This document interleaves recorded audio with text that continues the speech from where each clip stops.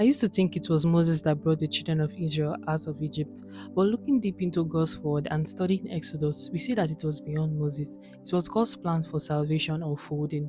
From Exodus 7 to 12, God promised to rescue the Israelites, but Pharaoh had hardened his heart. We see Moses go before Pharaoh again and again, having a discourse, and every time it came to pass. The final sign that freed the Israelites happened on the night of the Passover in Exodus 11. Moses became so great in the sight of Pharaoh's servants and the people because everything he had said had happened.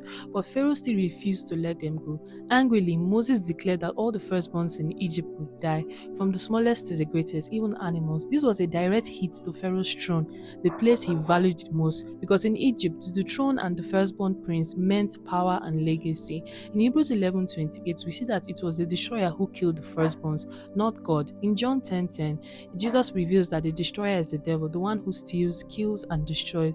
God was not the one bringing death, He was the one bringing salvation through the Passover. God protected His people through the blood of the Lamb that they placed on their door signs, a picture of how Christ would save the world by His blood on the wood, and none of His bones would be broken. In Hebrews 11:28, the eating of the lamb was an act of faith, just as believing in Jesus today is partaking in His death, burial, and resurrection.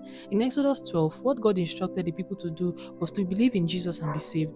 The Israelites later celebrated the Passover as a remembrance of how God brought them out of Egypt. We see that where God was active in was in saving and delivering His people from death that night.